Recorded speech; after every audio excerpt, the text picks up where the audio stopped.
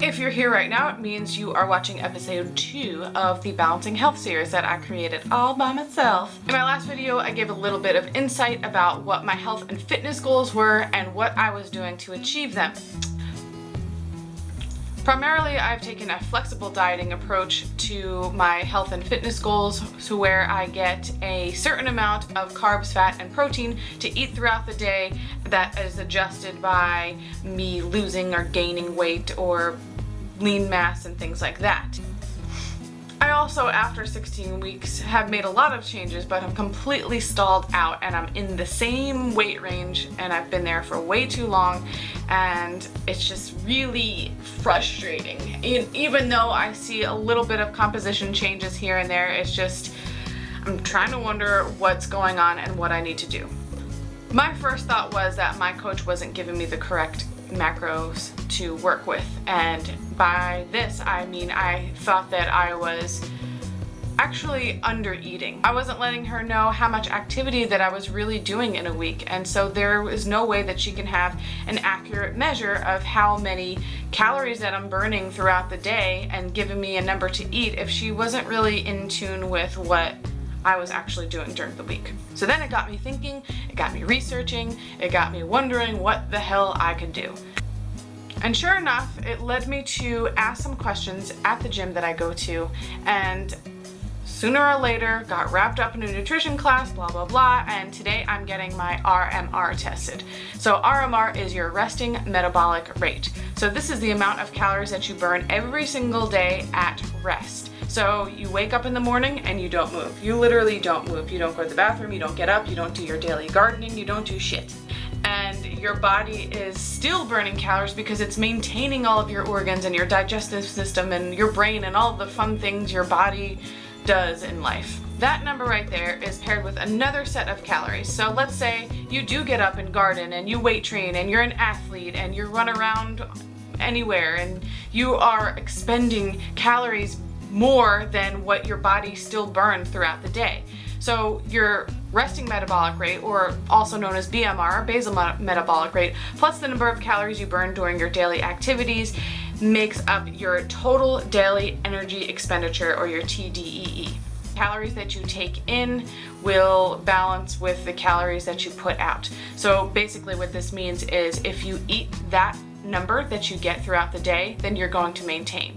If you add 300 to 500 calories to that per day, then you're going to gain weight. And the opposite is true. If you take 300 to 500 calories off of that number, you're going to lose weight. You would think. The important thing to know though is that the more lean mass that you have, the more muscle that you carry, the higher that your resting metabolic rate is going to be.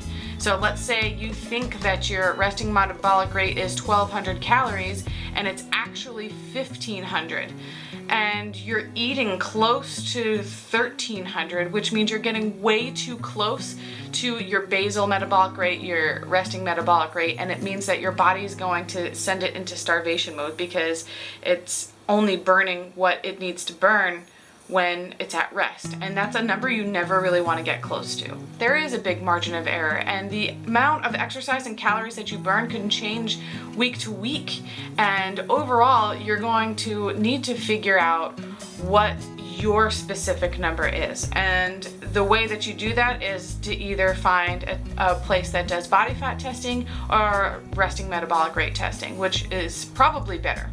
So basically what this does is you're going to sit in a chair and you're going to breathe into and out of a tube for 10 minutes, and it measures the amount of carbon dioxide output that comes out of your body, so the amount of energy you're expending, and then it calculates it into a whole day's worth of calories based on, you know, your lean mass, your height, your weight, and that kind of thing. This tool, you're able to find your own personal number and you're able to get your own set of macros to work with. It tells you how many calories you're going to need to lose, maintain, and gain. Anyway, I am fasted. You can't eat or drink anything but water 12 to 14 hours before the test. I'm headed to my gym to get the test done. I hope that it is everything I've ever wanted it to be, and that I can completely nerd out with the information that I get. And I will check in with you in a couple hours, but it'll only feel like a second because So I'm back, and to be honest, I am even more confused than when I started. I just want to say that what I'm about to say and what I'm about to talk about might be completely wrong, scientific wise, generalizing wise, internet science wise, whatever way you want to interpret it. I don't know everything, but I feel like I know enough about myself that I am willing to do something that I'm about to tell you. I stepped on the body fat scale that they have beforehand because they put those numbers into the machine. Unfortunately for me, those numbers still reflected that I am 33% body fat, which I still for some reason don't think it's true. I don't think it's that far off. I would say maybe 30-29, but I don't know if I feel like I look and feel like 33% of me is body fat compared to pictures of people with my same height and weight that I see. My RMR is 1,714 calories, which is interesting because on the sheet where it just measures your body fat, it's 1,479. So I burned 200 more calories than I thought, or that I would have gone with number-wise and creating macros off of. So it's important that the 200 calories are recognized in your own body, because this number here is based on calculations due to something that's standardized somewhere, and these calculations are based on your actual breath, your actual output and input. So it's really important to get your own numbers. During the day, I burn 513 lifestyle and activity calories, 178 of those calories being from exercise. How they interpreted that, I have no idea. The point is that it gets me to 2405 calories burned throughout the day with what I'm eating, with what I'm exercising. 2,400 calories is what I burn in a day. That was like insane, wonderful news to me. I was expecting that my ranges of what I should eat to lose weight and maintain weight would reflect that 300 to 500 calories less than that would be. Except it didn't. The range here, according to this, the maintenance zone is 1714 to 2227. That makes sense. Weight loss zone is 1714 to 1372. Meaning I would be 300 calories less than my resting metabolic rate to lose weight. I know that it's a range, but still, that's insane to me. Not only, I'm not saying it wouldn't work, but from what I know, when you go lower than that, your body goes into starvation mode. And the fact that it suggested that was a little shocking to me. The worst part was, though, is that the person that was helping me go over my paperwork told me, I explained to him everything that was going on, just like I did with you guys, and he said that he thinks for 2 weeks that I should be eating 1,400 calories a day on average. And he said, well, women should not go below 1,200, not 1,400. I'm like, ugh. And I'm glad he said that, because it just made my mind rebel so much, because I'm like, okay, what if I lose this weight and this body fat that I've been wanting to lose for so long, and I'm eating 1,400 calories a day?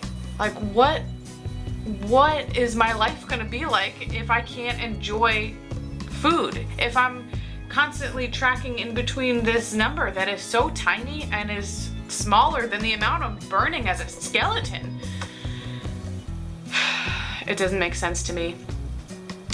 But at the same time, I have to believe that there's something right about his calculations. But my gut just doesn't think so, and my gut still is saying that I am not eating enough, kind of. My body is very adaptive to what it gets, and I've been adapted to the same amount of calories for so long, and I tried lowering them and I haven't seen much change, and the only thing that I can think of doing is hiring them. And I realize this might be a move against my goals, but I want to prove, for one thing, that the suggestions on this page might not be true. The number that you get, of course, there's a margin of error, but 2,400 calories, you would think that at a deficit, at the least deficit, that you can eat 2,100 calories and still lose some weight. But instead it's telling me to eat anywhere from 1,700 to 1,400. And it doesn't make sense to me. So what I did was decide that I'm going to take the opposite of his advice. And I came up with a plan, like the nerd that I am. If these numbers are true, then I would be at a deficit by still eating 1,900.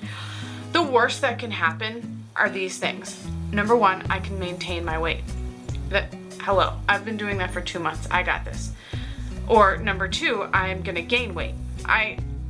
If I gain 5 or 6 pounds from this little experiment that I'm doing or whatever, then I really just hope that I put them to use and became a lot stronger, and that I've built a little bit of muscle tissue in the process, which can't hurt if this doesn't work and I decide to drop my calories down a little bit.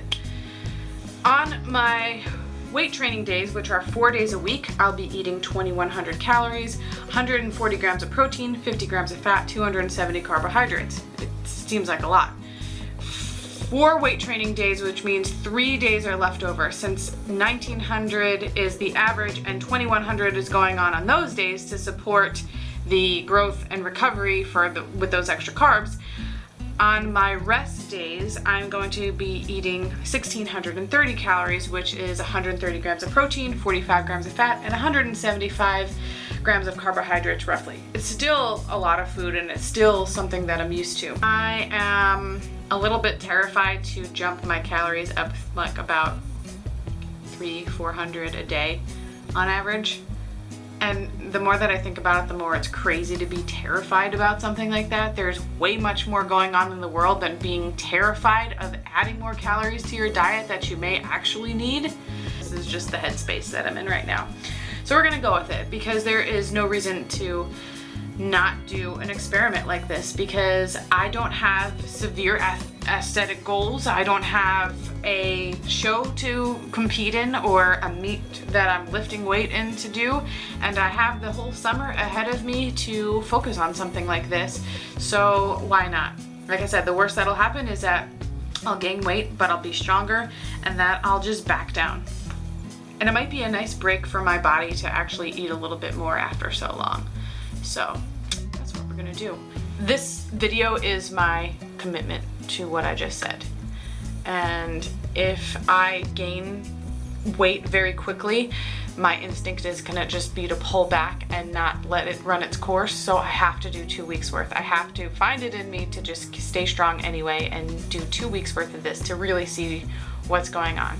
I'm going to keep accountable on my social media accounts, which on Instagram I am balancingval if you're not following me already, and I'm also the same on Myfitnesspal. So you can actually go in, my diary is public, see what I'm eating, trying to build more of a friend base on there and on Instagram and all my social media. So if you're not following me there, please do. I would like the support or the fact that I know people are watching me so that I actually do this. I'm gonna check in next week with all of this and see how I'm feeling, my weight, an actual like progress shot of, you know, my physique and the changes I feel and all that kind of stuff. So if you like this video, please give it a thumbs up. Let me know that you are following along with my journey, and subscribe if you haven't already to this channel, because there are more experiments to come. Thank you for watching, and I will see you in the next video.